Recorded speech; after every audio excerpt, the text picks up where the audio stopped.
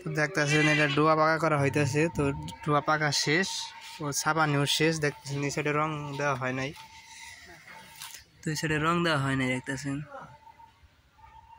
তো পুরান ঘরে পাকা করতেছে, মানে ডোয়া পাকা করতেছে। তো এই সাইডে রং দেওয়া হয়েছে, দেখুন সেটা বাকি আছে।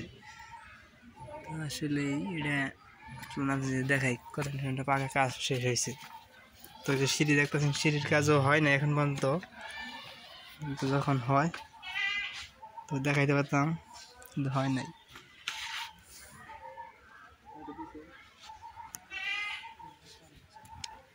তো দেখতেছেন যে ঘর পুরন ঘর, তো ডোয়া পাকা হইতেছে।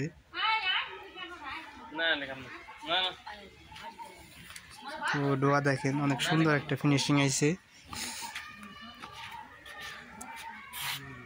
দেখতেছেন।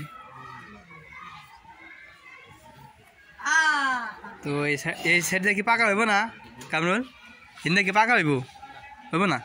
এভাবেই এভাবেই থাকবো। দেখতেছেন পিছনের সাইডটা দেখে দেখাইতেছে আপনাদেরকে। তো এটা বারান্দার সাইড, তো এটা ঘরের পিছন সাইড দেখাইতেছি। তো আসলেই অনেক সুন্দরই হয়েছে।